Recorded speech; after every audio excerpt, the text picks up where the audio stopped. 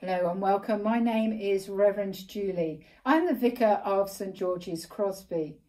And today we're looking at how to make an Easter garden. This forms part of the series of videos for Holy Week and goes directly with the video for Holy Wednesday, where we looked at the question, how did you become a friend of God? What is your story? Now the Easter garden tells a story of its own. And if we just quickly look at a lovely one that my friend did, also called Reverend Julie. She's got some flowers in there, a cross and a tomb. And she's also used her cress seeds to form part of the tomb. But let's look a bit closer on how to make that garden. So I've taken some grass and some soil from my garden. So please do ask permission before you go and dig up either the lawn or the flower bed.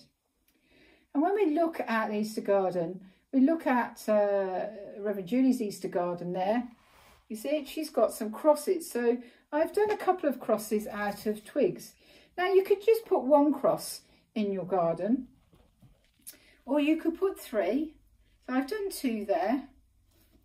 If you don't have twigs, you can use your palm cross and pop that in your garden.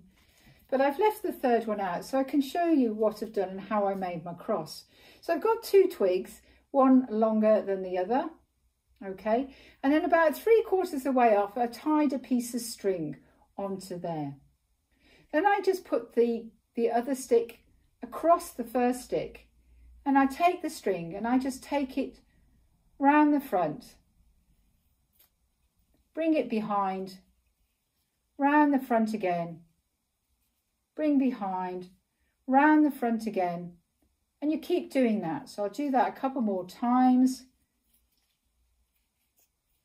And then when you've done that, turn it just to 90 degrees, just turn it a little bit, and then carry on doing that. And what will happen is it will go the other way.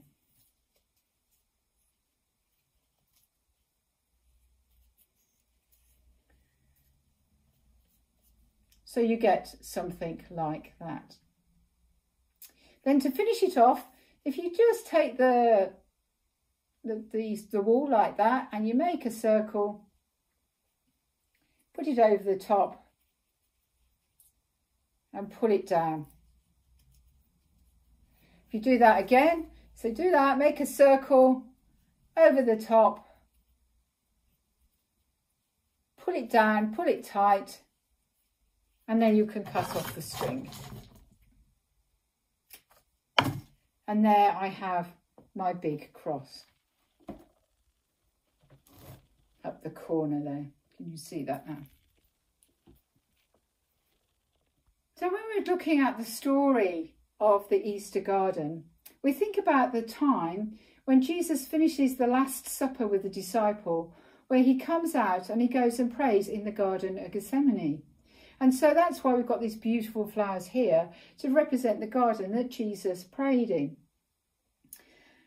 Then, sadly, on Friday, on Good Friday, he was put to death on the cross. And this is why we have these crosses in the Easter garden. But you will have also noticed a tomb in Reverend Julie's garden.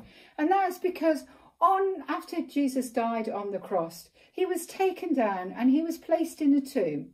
And he was placed in the tomb because they couldn't do the normal things to prepare his body for burial, because it was a holy day. It was a Sabbath day, a day of rest, and they weren't allowed to do that. So they placed him in a tomb.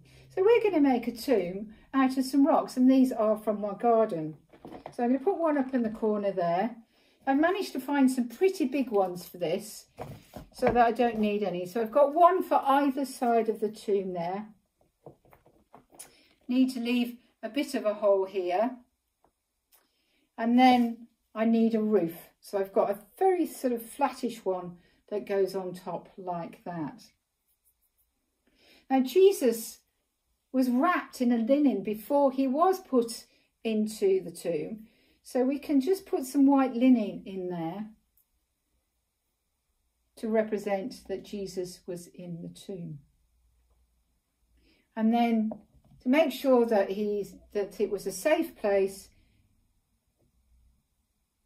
a stone was rolled in place so that nobody could go and take Jesus from the tomb.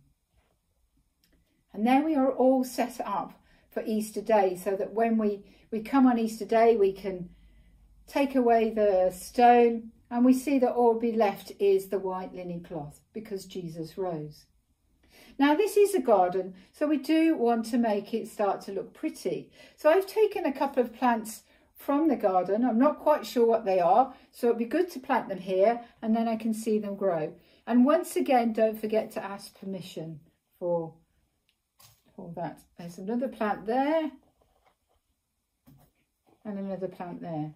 Now I've left plenty of room in the middle there, because the one thing that I want to do is to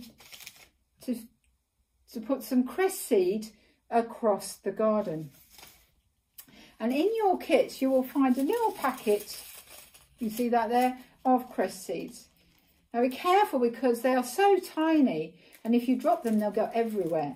So I'm going to pop some into my palm and then I'm going to scatter them all across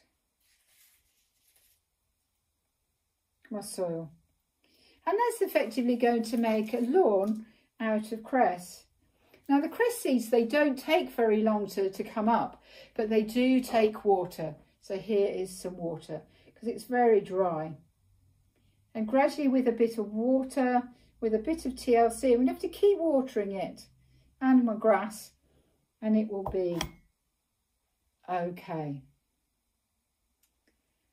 If you don't have access to soil or grass or anything like that, then you could make an Easter garden out of whatever you've got lying at home. And here's a little one here. I'll bring it round to the camera. And as you can see, it's only small, and I've made it out of a sandwich box.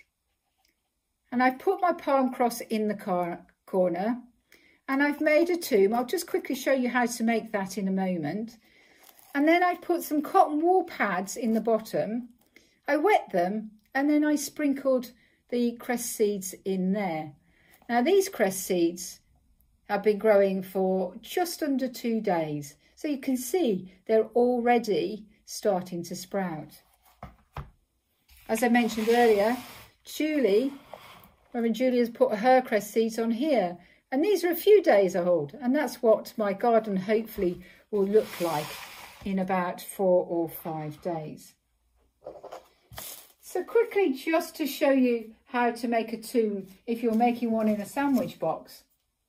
I've taken a yogurt pot and I've just literally cut a hole. Now you may need to ask for help with some scissors for this, because it is quite tough. And you cut a hole like that. You could decorate your tomb with black paint, with all sorts of things. But all I did was I took a piece of black paper, this is black tissue paper, and I put it over there and I tucked it round like that. And that makes a black tomb. I then popped it in the garden and used a stone